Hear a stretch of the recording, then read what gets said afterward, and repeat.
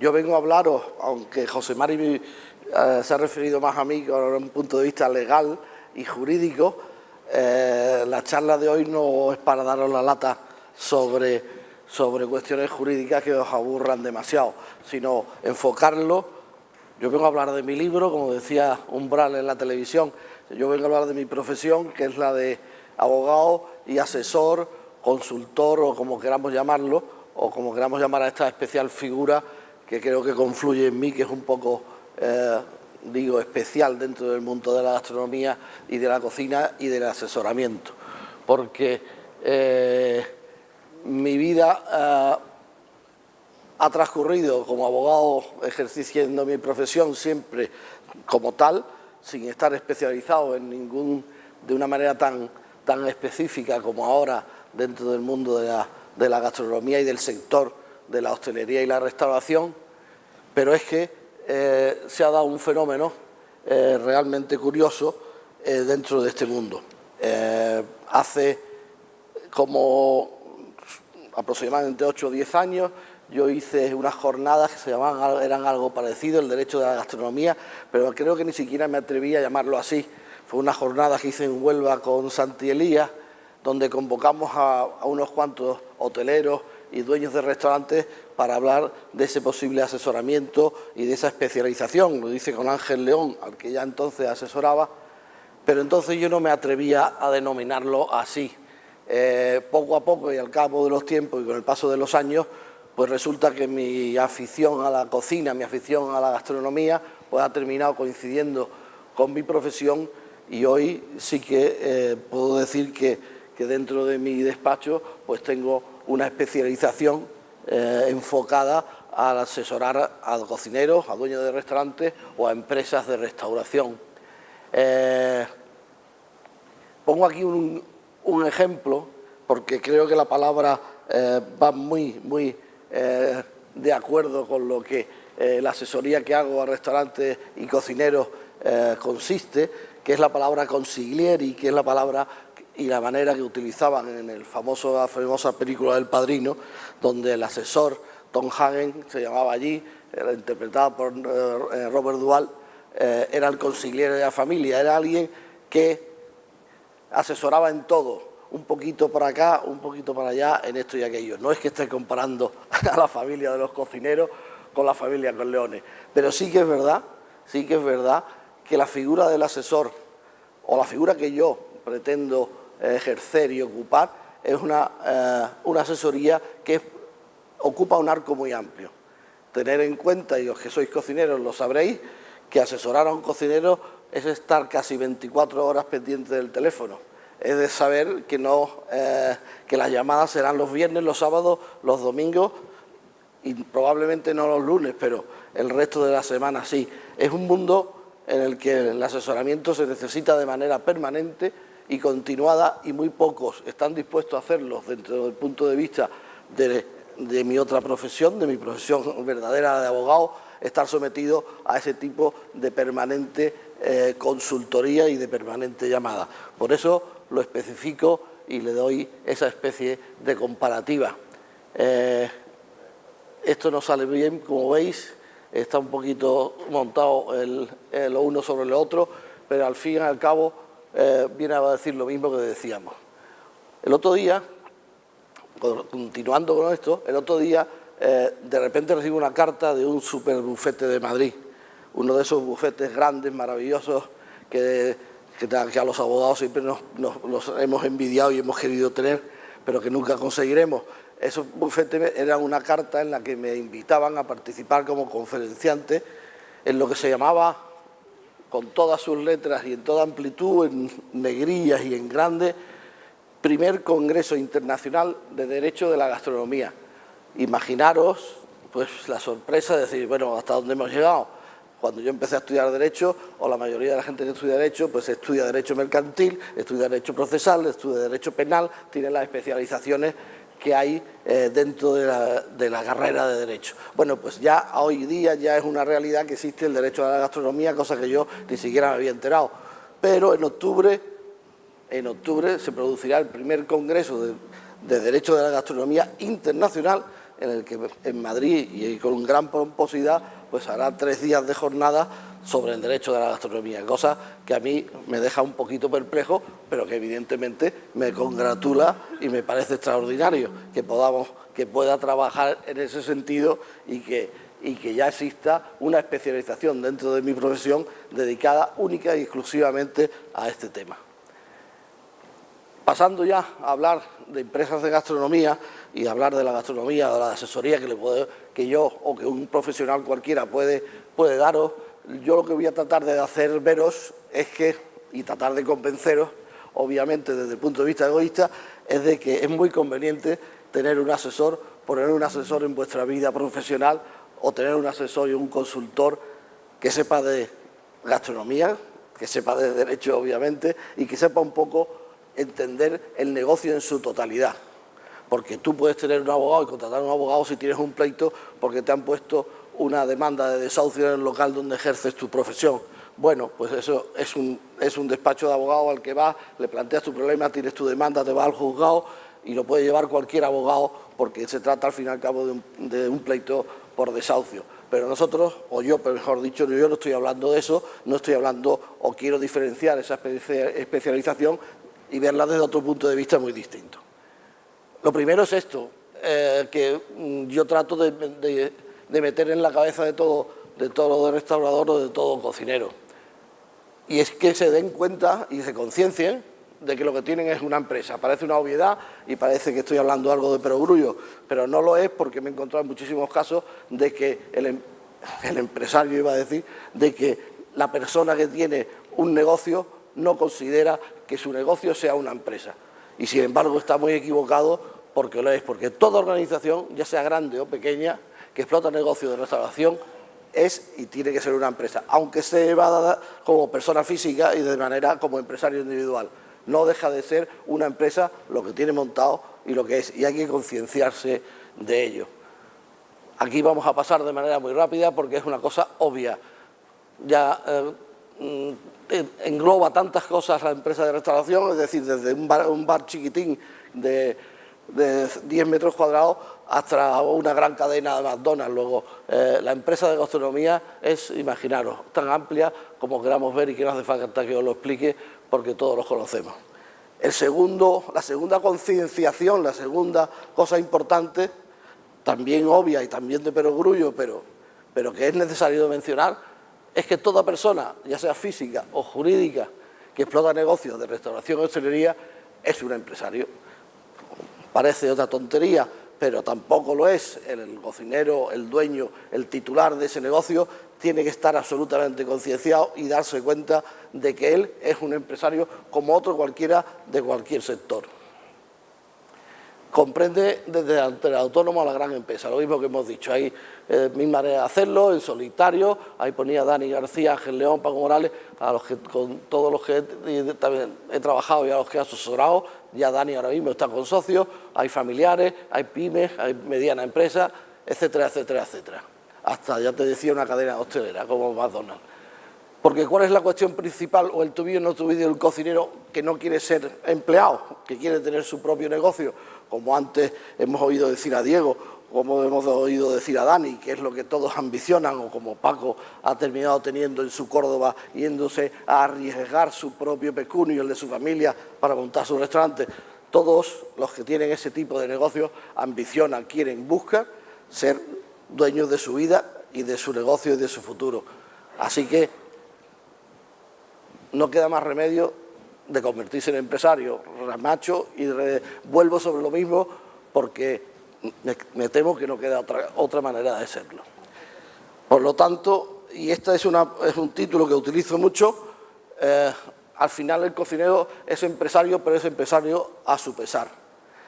¿Por qué digo esto? Pues porque evidentemente no es fácil el que se ha criado, el que se ha formado, el que ha llevado una vida queriendo ser cocinero, que sigue queriendo y haciendo lo que le gusta, que es ser cocinero, de repente darle una vuelta de tuerca a su manera de enfocar su vida, a su manera de llevarla hacia adelante y su profesión, y de repente tener que tragarse pues rollos como este, que el que estoy hablando yo, o áridos temas económicos como el que mi compañero y amigo J. acaba de explicaros.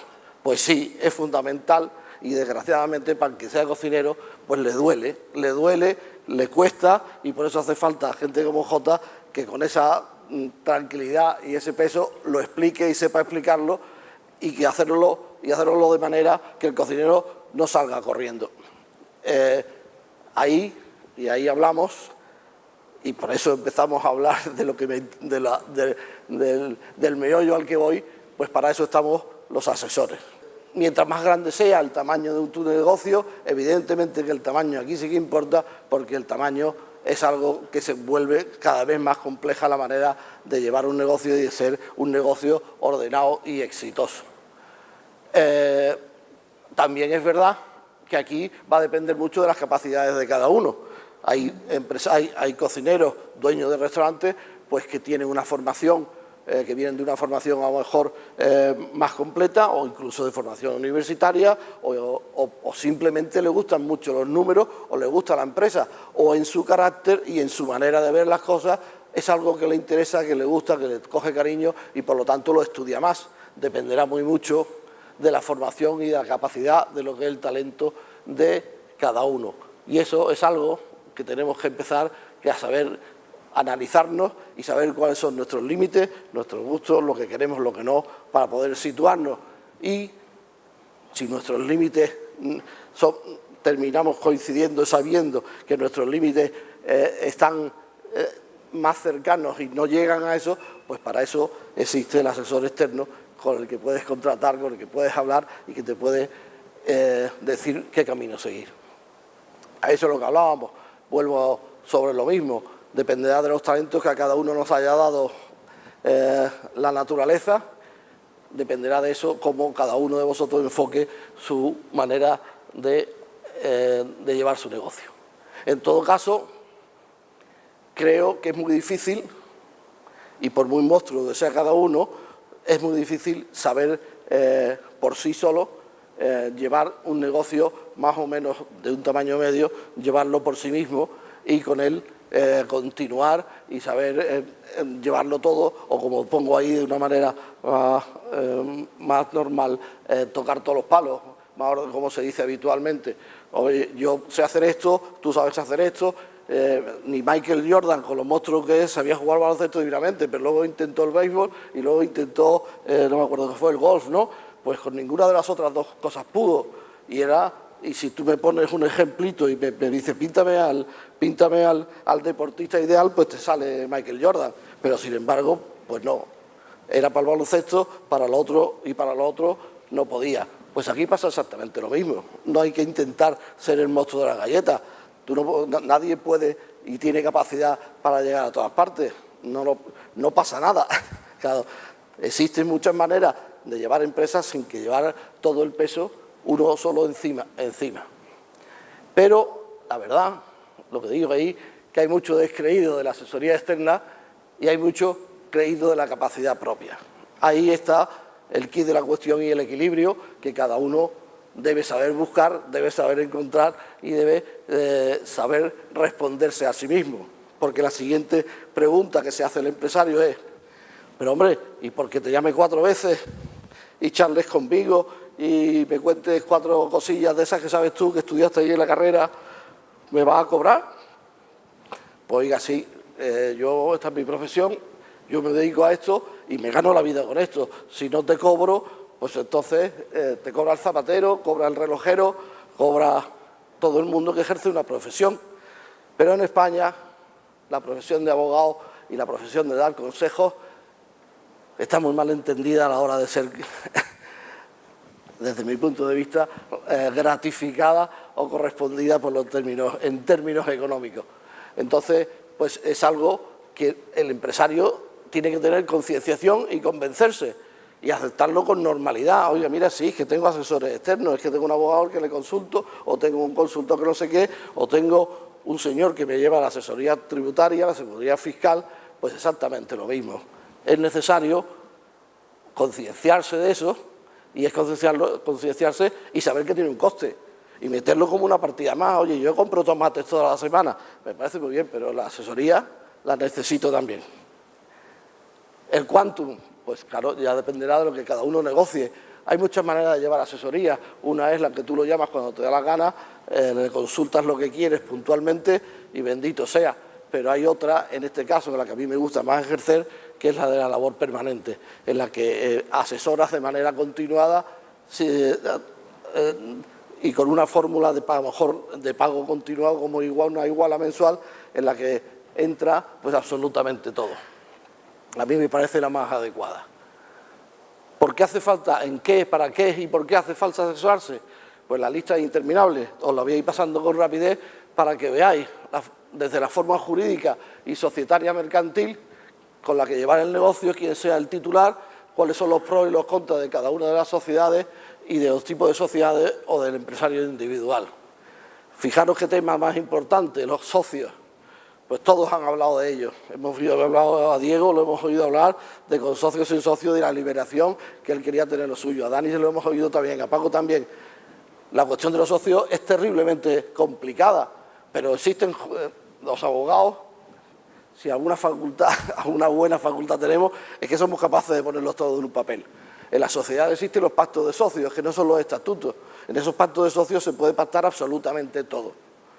Tienen el mismo valor jurídico que unos estatutos, pero ahí puedes convenir con tus socios muchas cosas mucho más especiales que las que tienen unos estatutos de una compañía. Ahí puedes pactar, pues tú te ocupas de esto, todas las decisiones referidas al tema de cocina las llevo yo, y solo yo, y yo tengo el voto, aunque luego los porcentajes de capital social sean completamente distintos y las mayorías independientes.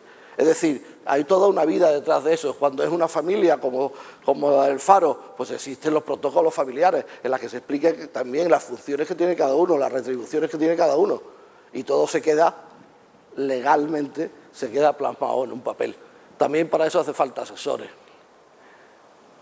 Lo difícil que es entenderse con unos socios, volvemos a hablar lo mismo. Cuando entra un inversor en tu negocio y en tu vida, pues cuidado.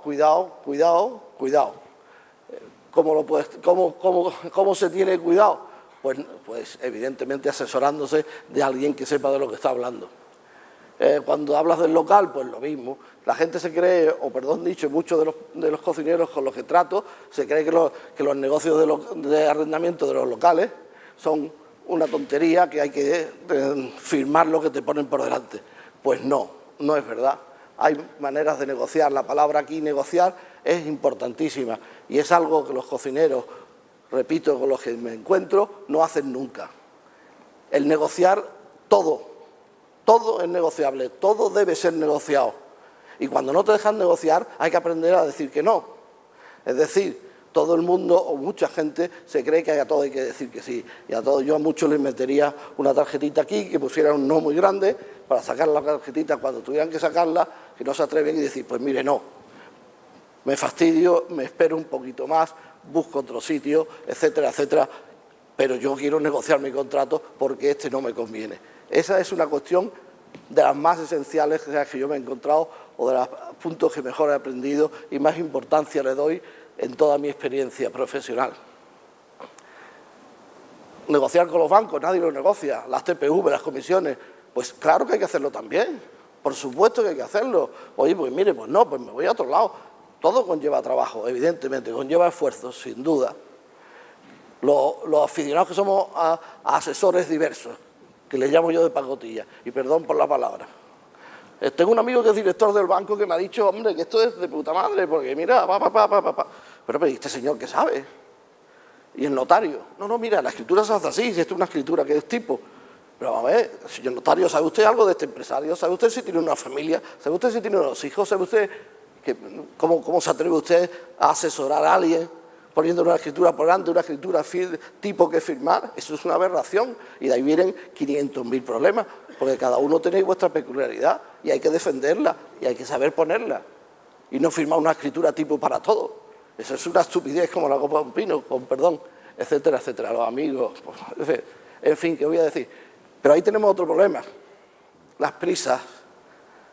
Parece que cuando me siento con un abogado, con un hostelero o un restaurador, parece que todo dice para mañana.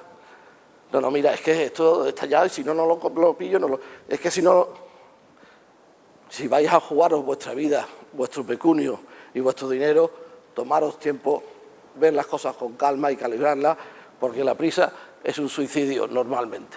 En fin, para todo eso, todas esas cosas que pongo ahí, los contratos de consumo, estimo que puede ser todo. Para el cumplimiento de lo estricto de las leyes y las normas para montar un restaurante, pues imaginaros todo lo que hay.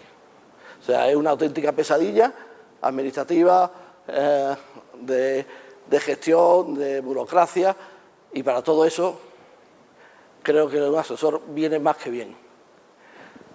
Seguimos hablando de cosas, las cuestiones económicas que decía Jota antes, no quiero decir nada de la asesoría fiscal, porque vamos, eso ya es algo, es un problema grave. Es decir, la inmensa mayoría de los empresarios de hostelería se asesoran fiscalmente mediante una gestoría, o incluso hacen sus contabilidades propias y hacen menos rellenados de tributos, de declaraciones tributarias. Eso no es asesoría fiscal. La asesoría fiscal tiene una importancia descomunal que valoráis poco, que se valora muy poco en el sector, y ahorra muchísimo dinero y quita muchísimos problemas. Pero la asesoría fiscal es reunirse por al menos 3 o 4 veces al año para planificar el año, para el cierre de las cuentas, para ver en qué gastos se meten, para ver... Eso es asesorar fiscalmente de verdad y no una mera gestoría. No lo digo metiéndome con ellas, todo lo contrario, son necesarias, pero es que además de la gestoría que te gestiona la contabilidad o que te lleva al laboral o que te lleva a cosas que son asesores externos, al igual que yo, es igual de digno, pero el asesor fiscal es algo realmente importante. Ya han hablado de la gestión presupuestaria. Yo lo que digo es que no se puede ir a lo loco, que hace falta hojas de control, que tú no puedes andar confiado en tu negocio. Tú me vas a venir a decir a mí la verdad de mi negocio. Tú estás chalado, yo me sé mi negocio de pe a pa, pero no tienes una hoja de control, no sabes lo que estás gastando, no sabes lo que está, en qué se está yendo cada partida. Como decía Jota, no sabes a qué aplicar cada cosa. Y eso no es controlar tu negocio. Tu negocio es ser un empresario serio y ordenado, y no se hace de cabeza. Es completamente imposible. Cuando inicias una aventura, fíjate, ahí ponía yo el ejemplo de Manzanillo de Nueva York de Dani. Cuando empezamos aquello, pues aquello fue un follón de mil padres de demonios, con Estados Unidos, etcétera, etcétera.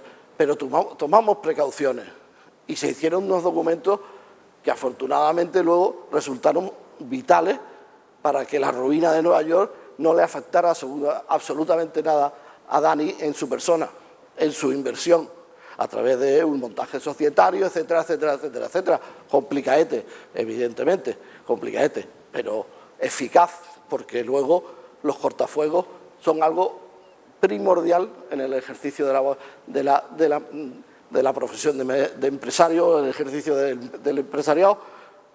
No mezclar unos negocios con otros, tener cortafuegos societarios de manera que lo uno no te influya al otro y lo uno no te lleva a la ruina del otro. Una cosa esencial.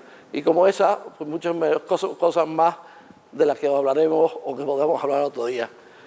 Pero hay que pensar en todo esto. En eso consiste ser empresario. Hay que tener garantía empresarial, hay que ser un empresario serio. La legislación antigua, que olvidada, habla del ordenado empresario, pero es que está muy bien definido. Es orden, orden, orden y orden lo que hay que tener para que tu empresa esté bien montada. Esa es la labor de la asesoría. Importantísimo la asesoría en momentos de crisis. Ahí sí que es importante. Gestionar las crisis es muy difícil. Gestionar las crisis en el momento que las cosas te van mal, un asesor te puede salvar la vida, con perdón, y dicho de otra manera, pero es importantísimo asesorarse en esos momentos, porque no es lo mismo morir dignamente que morir de manera absoluta y total empresarialmente hablando. Y ahí, en los momentos de crisis, cuando viene la mala racha, la asesoría es esencial, porque son momentos de mucha dificultad, en la que hay mucha tensión, en que la persona y el empresario están muy dominados por una situación de la que no sabe salir, y hay que saber salir con dignidad y salir de la mejor manera parado posible, cosa que es realmente importante. Luego hay otras, en los contratos laborales de los cocineros, cuando negocias con un hotel, en fin, hay modalidades todas las que quieras. Como todo el mundo dice, como todo el mundo sabe, ¿se puede fabricar el éxito?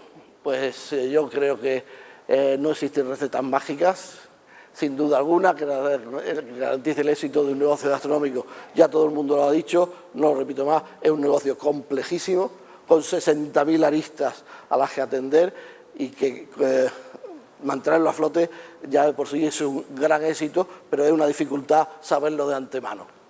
¿Puedo tener éxito yo solo? Pues no existe la receta de un solo ingrediente para llevar con éxito un negocio de gastronomía. Hace falta asesorarse, eso ya lo digo yo, claro, porque me conviene, pero creo que es verdad. Pon un consigliere en tu vida. Cocineros, mi persona y Tom Hagen. Muchas gracias.